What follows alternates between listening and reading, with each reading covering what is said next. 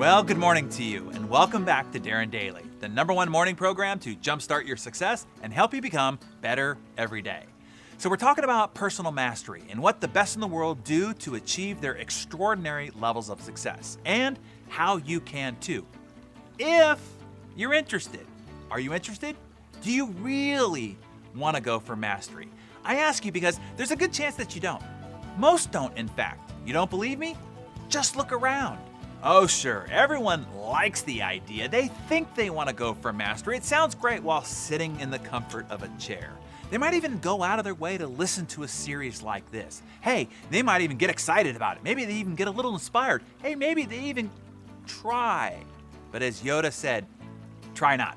Trying is not mastery. Mastery is not for the faint of heart. Most will never go through the sacrifices it takes to achieve mastery. You see, mastery is forged like steel. You know how you forge steel, right? You have to choose to step from your quiet comfort into the full blast of the fire, as it's called. The fire so hot, the light so intense, that onlookers can't even watch without wincing or wearing shaded eye protection. After suffering excruciating heat and intensity, the steel emerges from the fire, broken down, weary, and spitting sparks.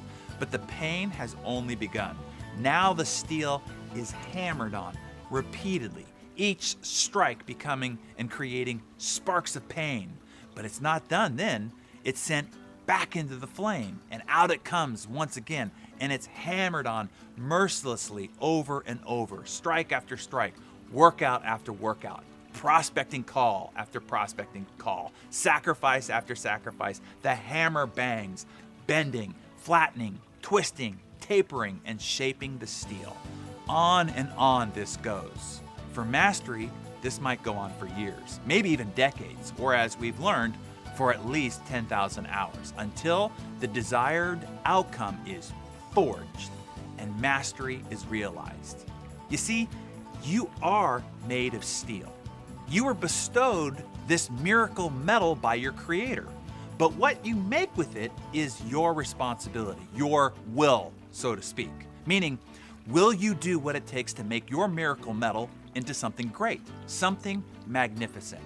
The same metal can be used to become automobiles or household equipment, bridges, skyscrapers, or even delicate surgical tools, all made with the same metal. You can shape your miracle metal into something that transport people over the sky, across land, overseas, hey, even into orbit. Or you can fashion your metal into life-saving medical instruments. But all those outcomes require putting your metal into the fire, working on yourself, hammer strike after hammer strike. But here's your problem. In these abundant, convenient, and always entertained culture, it is easy just to coast, to only do what's expected. And what's expected by the mob majority is average. It is easy just to meld into the herd and graze leisurely out in the pasture with the rest of the sheeple. There are no wars that are drafting you into boot camp. You are not forced to work the land in order to make the food that you need to survive. No, today you have Costco and fast food on every corner. Instead of forcing mastery out of you, you can easily waste your time and life away on Facebook or Pokemon Go or political blogs or YouTube and other insane ways.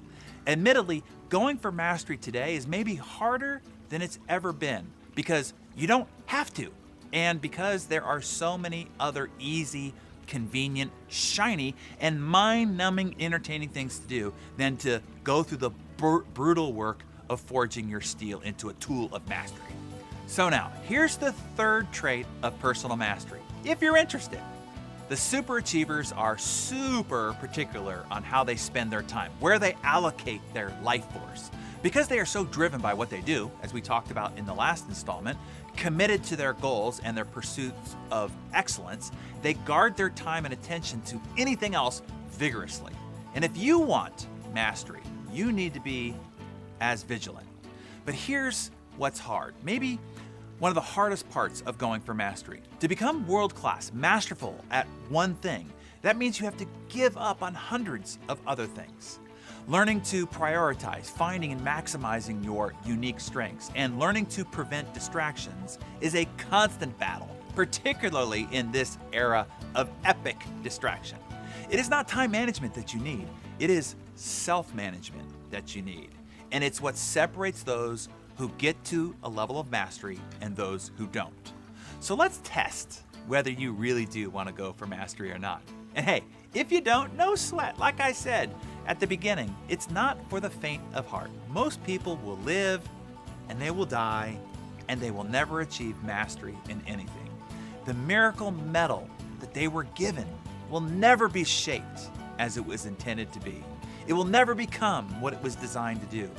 I think it's heartbreaking and disappointing, but hey, we all have free will here. Now, if you were challenged by this aspect of mastery, you are certainly in for it in number 4. This is additionally where we will separate the men from the boys, the girls from the women, and the super achievers from the relatively ho-hum, just doing okay, quote unquote, successful. So I'll see you right back here tomorrow for that. Rest up, you're gonna need it.